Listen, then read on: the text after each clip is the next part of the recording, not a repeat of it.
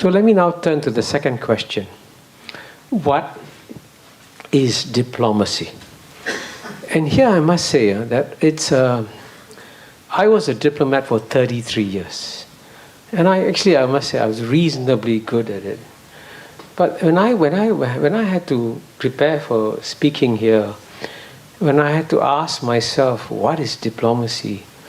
The strange thing is that I know how to do it, but I cannot find the words to describe what it is. It's very difficult. It's a very strange profession. So what I did, of course, I went to the font of all wisdom, Wikipedia. And this is the Wikipedia definition. It says, diplomacy is the professional activity or skill of managing international relations, typically for a country's representatives abroad. Now, what does that mean? Right? You can't even say. So let me tell you two things about diplomacy. One, I'll try and explain what diplomats do, and then I'll explain the three levels of diplomacy. But I must say, this is in preparing for today's talk, I realized that what the world lacks is a good book on diplomacy. So maybe I'll try and write one after this talk. So what do diplomats do? There are three things at least that they do. So when I go, I've been an ambassador. So when you arrive as an ambassador or as a diplomat in a country, the first thing you need to do, of course, is to understand the country. To persuade people that my country is the best country in the world. So that's what you do. And you can be quite innovative in the ways you do it. Let me give you an example. When I was ambassador to UN, my counterpart then was a French ambassador before he came to New York. He was the French ambassador to Netherlands, and when he arrived in Netherlands, he wanted to make sure that everyone in Netherlands knew who he was. So he went around Netherlands asking, who's the most popular person in Netherlands? Who's the most famous person in Netherlands? So you might think he's looking for maybe the philosopher or the fashion designer or whatever. And instead he found that the most popular person in Netherlands was the cycling champion. Netherlands, as you know, is a country of bicycles. If you've been to Amsterdam, you don't get run down by cars in Amsterdam, you get run down by bicycles. It's a fact. So the cycling champion of Netherlands was the number one hero in Netherlands. So of course what the French ambassador did was to convey a French award on the most popular person in Netherlands, and everyone in Netherlands thought, gosh, this French ambassador is so wonderful. So he succeeded in his mission of marketing his country. But that's an example of what a diplomat can do. And of course the third thing that a diplomat does is to solve problems. And it is not a secret. Many countries have issues, bilateral problems, bilateral issues, and they have to sit down and talk to each other and find solutions. So that's also what diplomats do. Now this might seem like something so obvious, right? If you have a problem, you should sit down and talk about it, right? You all agree, right? Does anyone disagree? Nobody. Why do you disagree? Hello. I don't necessarily disagree. It's just sometimes you sit down and talk with someone. When you hear something, you need to be ready to listen, and some people aren't ready to listen. So sometimes talking with the wrong people exhausts you.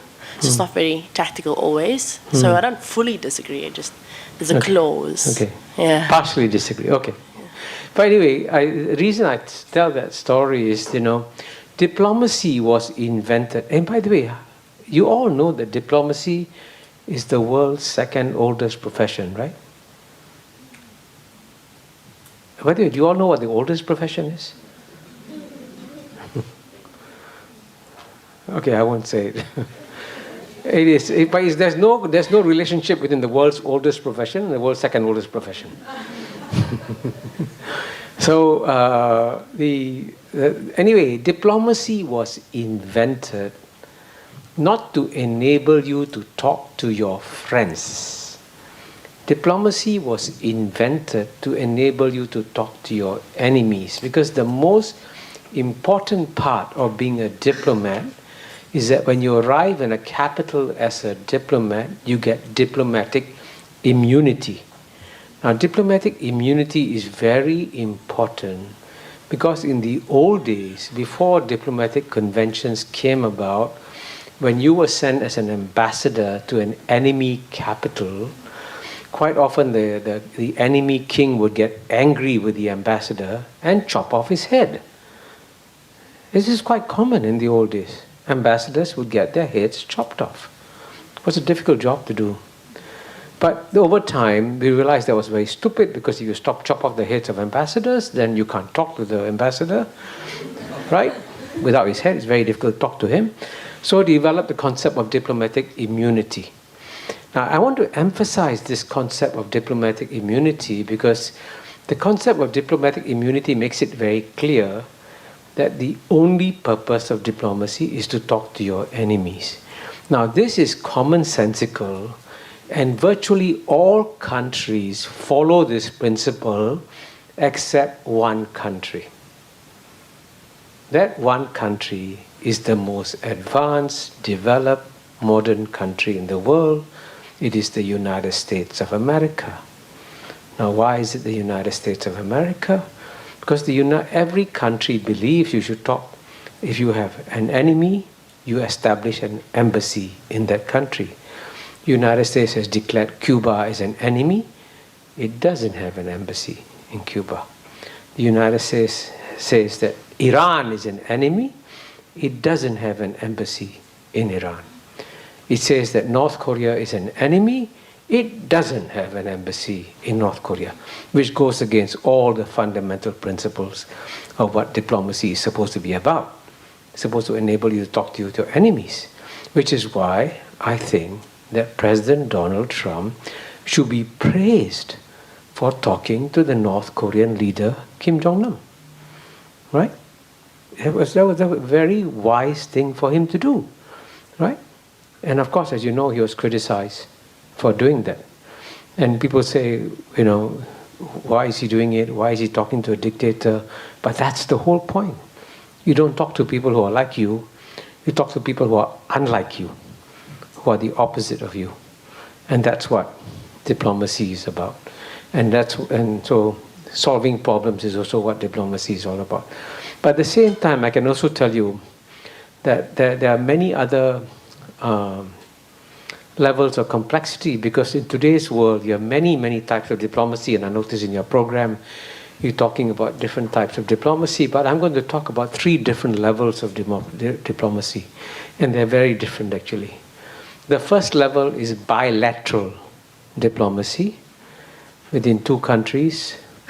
The second level is regional diplomacy, and then the third level is multilateral diplomacy, like what you do at the United Nations and so on and so forth. And I have done bilateral diplomacy, I have done regional diplomacy, I have done multilateral diplomacy, and all 3 are very, very different. So even if you take, for example, I had 3 bilateral postings as a diplomat. First time I went as Singapore's Chargé d'Affaires to Phnom Penh, Cambodia. It was by far the most exciting posting I had, because when I was there in Phnom Penh from 1973 to 74, the city was shelled every day by the Khmer Rouge that was surrounding the city. So once I was in my house, and we had French working hours, because you know the French had Cambodia was a French colony. You had siestas in the afternoon, so I went home for a siesta, and some dissident pilot decided to bomb the palace, near where I was staying. So when the 500-pound bomb fell on the palace, my bed went up in the air, threw me up in the air. I fell down. I ran down to under the staircase. By the way, if you're ever in a house that is close to a bombing goal, and then we got divorced, and after we got divorced, we continued to live in the same house. We couldn't move away. So we have a neurotic relationship.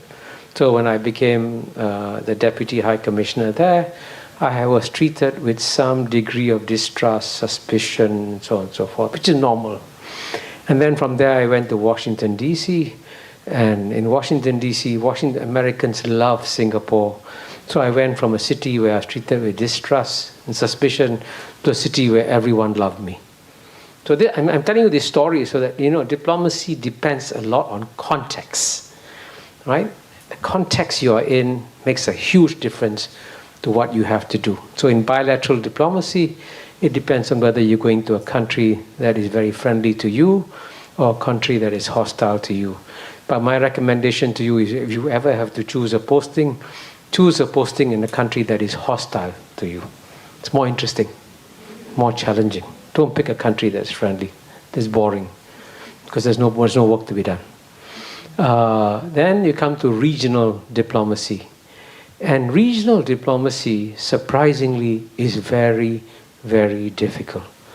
And the surprising thing is that in theory, we should all be welcoming regional organizations, but in practice, most regional organizations fail, right? I mean, I don't know which parts of the world you want to talk about. You have something called the South Asian Association of Regional Cooperation, right?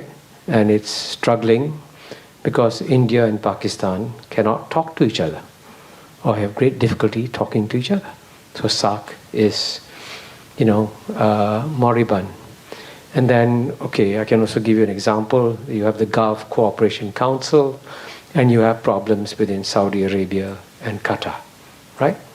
So, and then I can go on.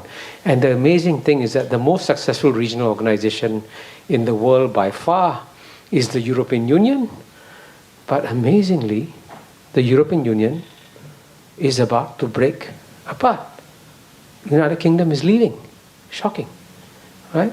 It's amazing. So, which is the one regional organization in the world that is now the most successful regional organization in the world? Huh? ASEAN, of course. Good answer. Absolutely correct. It was, by the way, ASEAN was founded in Bangkok, here, on August 8th, 1967. And I can recommend to you a book called The ASEAN Miracle, which I co-authored with a friend of mine who lives in Bangkok. And the amazing thing about ASEAN is that ASEAN was designed to fail. Why was it designed to fail? Now, you know that there are 7.5 billion people on planet Earth, right? Now, you can travel to any corner of planet Earth. You can go to Latin America, you can go to Africa, you can go to Central Asia, you can go to Europe, you can go anywhere. There's no part in the world which is as diverse as Southeast Asia is. Because out of 650 million people, you have 240 million Muslims, 150 million Christians, 150 million Buddhists, Mahayana Buddhists, Hinayana Buddhists, you have Hindus, you have Taoists, you have Confucianists, and of course Southeast Asia also has got a lot of communists. So it is the most diverse corner of planet Earth. And this is where regional organizations should fail. But ASEAN has ended up being the most successful regional organization. That's why it's a remarkable success story that you should all get to know, because if there's one regional organization that should be a model for the rest of the world, it is today ASEAN. And if you want a place where Christians and Muslims can work together, it's ASEAN. So that's an example of why ASEAN matters. So that's regional diplomacy. And then, of course, you also have what I call multilateral diplomacy, which is what we do at the United Nations. Now, you will find that everybody likes to rubbish the United Nations. I actually believe that the hope for the future lies in organizations like the United Nations. And I'm a passionate defender of the UN and what it does and what it can do, which is why it's very appropriate that we are meeting here under the auspices of the UN. 朋友都知道我是很挑剔的，防晒乳我选 Kiss 皇家呵护抗光清爽高防晒凝露，因为它有媲美蓝光神盾的抓藻植萃，保护我在阳光下延缓肌肤老化，维持青春弹力。可以防御工作环境里的3C 商品，各种光源对肌肤的伤害，擦起来清爽不黏腻。我特别喜欢它做到海洋友善，365天，天天抗光抗老化，是我的保养日常。你呢？呵护您，呵护全家人，专属你的 KS Royal Care 抗光清爽高防晒凝露。